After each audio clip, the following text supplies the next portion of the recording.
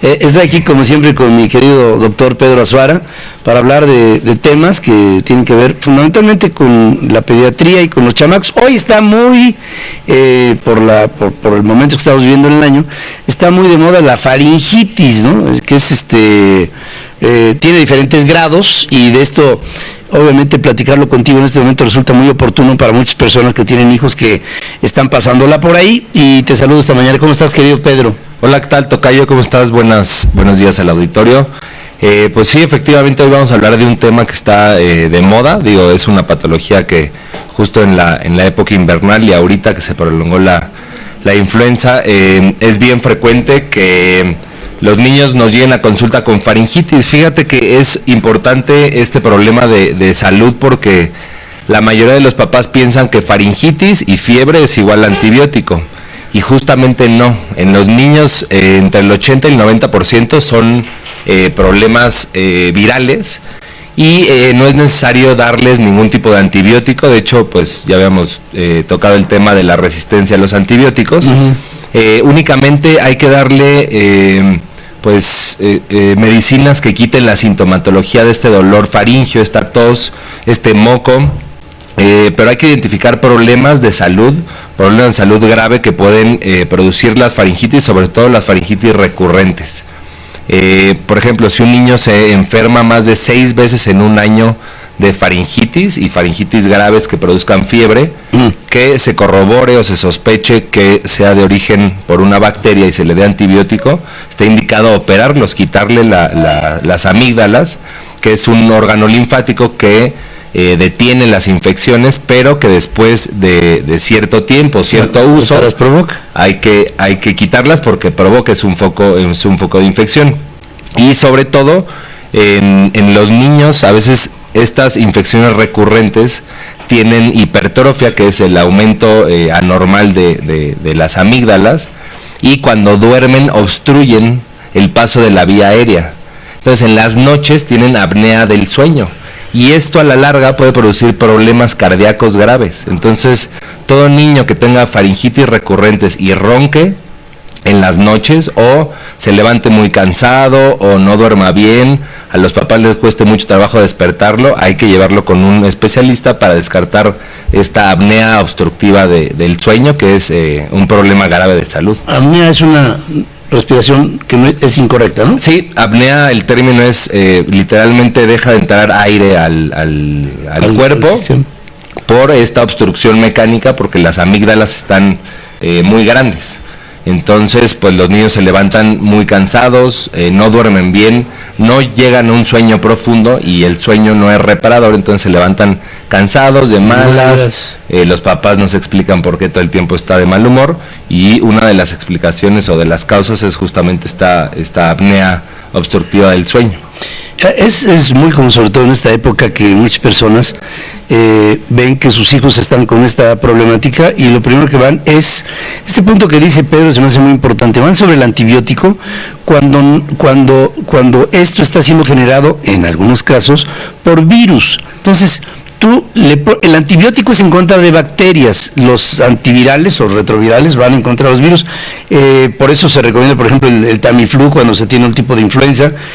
A veces se combina con antibiótico porque tiene una infección, digamos, mixta, ¿no? Sí. Se puede dar eso, ¿no? Sí, claro. De hecho, es frecuente que la influenza, cuando se complica con una infección bacteriana agregada, pero yo siempre trato de explicarle un poco a las mamás, porque es típico de, oye, pues me cobraste en la consulta, pero solo me diste paracetamol o cosas sintomáticas, y lo que yo les explico es que el antibiótico no siempre es necesario, y menos en los niños. En los niños 80-90% es una cuestión puramente sintomática, hay que bajarle la fiebre, hay que quitarle un poco la tos, o más bien no quitarle la tos, sino hacer que esta tos, el moco sea fluido y lo puedan expectorar los niños. Por ejemplo, una contraindicación absoluta es darle antitusígenos a los niños. La tos es un mecanismo de defensa del cuerpo. Se produce moco y lo guardamos en las vías respiratorias. La tos lo que hace es sacar ese moco que trae ahí la bacteria que el cuerpo a nivel bronquial, digamos, ¿no? Entonces, si le damos un antitusígeno, justamente estamos evitando que el cuerpo se defienda contra las infecciones respiratorias, y ahí es cuando se complican con neumonías y una serie de cosas pues ya más graves. Entonces, el mensaje general para el auditorio es: vayan a consulta, pero no exijan el antibiótico o no crean que el antibiótico es el tratamiento indicado. Sí tiene sus indicaciones precisas, cuando tenemos igual y placas blancas en las amígdalas. Y se ven a veces. Se ven, pero no es en todos los casos el antibiótico, y ahí ya el especialista dirá si es necesario darle un antibiótico o no.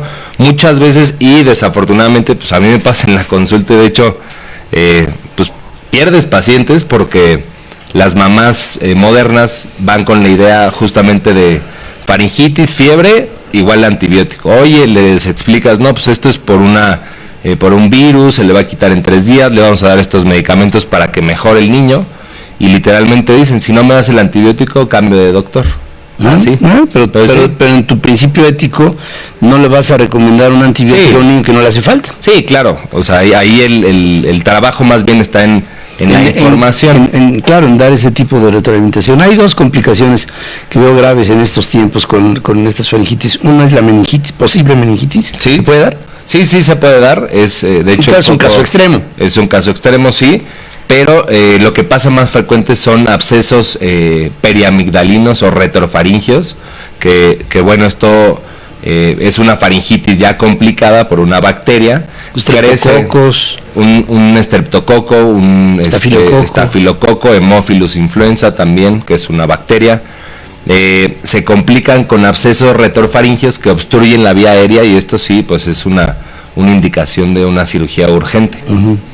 Entonces, cuando vean que su hijo tiene estos constantes, repetitivos procesos de anginas, lo que le llamamos ya tiene anginas el niño. A mí de chamaco, todos los viernes me daban anginas. ¿Por qué no los lunes? No, me daban los viernes. Me daba un coraje porque me tenía que pasar viernes, sábado, domingo para después ya el lunes ya estar en condiciones de ir a la escuela. Si hubiera sido los lunes, a lo mejor hubiera yo tardado en hacer mi carrera, pues lo mismo que algunos funcionarios públicos, ¿no?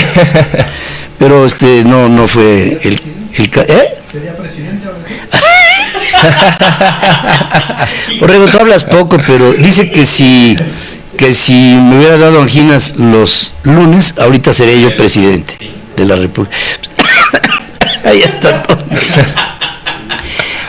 Y otra cosa que te voy a preguntar sobre, yo recuerdo que había antes un concepto que se llamaba tosferina. ¿Qué era eso? Sí, digo, la tosferina es una enfermedad producida, digo que ya está, no erradicada, pero todavía está, que es por una tos característica que tienen los lactantes, que tosen y se ponen cianóticos. Uh-huh. Esa era la tosferina, que de hecho, pues ya la vacuna tosferina y tétanos, pues ya sí. ¿Se podría decir que está erradicada la tosferina? Pues todavía hay casos, sobre todo en niños chicos, y a veces cuando no vacunan a las mamás en el embarazo, puede dar tosferina, pero sí todavía hay casos, pero ya son muy, muy raros. En comunidades con poca higiene, con insalubridad. Sí, sobre todo en la vacunación, la difteria, tosferina y tétanos, hay una vacuna que lleva la pentavalente, esa cubre y protege ya casi 98% contra la tosferina. Ahorita me vi bien retro, ¿verdad? Con lo de la tosferina. No, pero es una muy buena pregunta, porque sí sigue habiendo, y sobre todo ahorita con la moda de la antivacunación, que es increíble cómo... Si la gente piensa que vacunarse es malo. Sí, lo asocian con ahí ya habíamos dicho, con autismo y con... por ejemplo, a mí muchos casos me llegaron de influenza grave, que no se vacunaron porque piensan que la vacuna provoca. Cuando me vacunan me dio una gripa terrible, y digo, fue algo que se asoció, pero la verdad es que las vacunas ya son muy seguras. Te puede dar poquita fiebre y pocos síntomas, pero pues no es que te dé la influenza, ¿no? O sea, te da, influenza. pero te da matizado, no te da con Sí. lo que como te hubiera dado si no te hubieras vacunado. Como te hubiera dado, y si no te vacunas, ahí sí te da neumonía y enfermedad grave. Sí. Y siempre hay que tomar una determinación con un médico para saber si hay que remover o no las anginas. Hay en algunos casos, no digo que siempre, operaciones que a lo mejor no son necesarias Sí, claro. y que ahí interviene mucho pues la ética del médico, ¿no? Sí, sí, claro. Digo, las indicaciones precisas para quitar las anginas son más de 6 infecciones en un año, o que tengan esta apnea obstructiva del sueño, que eso sí puede causar problemas graves del corazón en un futuro. Vieja, si quieres me opero de las anginas. Porque últimamente sí, creo que he roncado un poquito más de Y la... decían, cuando te operen de las anginas, lo mejor es que Te daban nieve de limón, ¿te acuerdas? Claro, Antes sí, todo el mundo sí, te decía, sí. no te preocupes, te van a dar nieve. Sí, eso era padrísimo. Todavía es el tratamiento de elección post-anginas de los niños, nieve de limón, pero es por el frío que desinflama las... Pero sí, es nieve de limón cerrado para todos los que le quitamos las amígdalas. Ahorita sí me acordé tanto de mis épocas cuando felizmente me enfermaba de las anginas. Que llegaba mi mamá y me decía, tú, Pedrito, te vas a quedar en la cama. Decía yo, yes. 2 ajos en las axilas para provocar calentura y órale.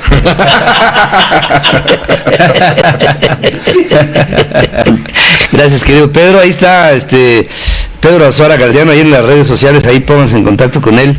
Ahí están sus formas de comunicación con brillantísimo, de verdad, lo digo con convicción, brillantísimo pediatra de una nueva generación de pediatras con una nueva medicina en el siglo XXI.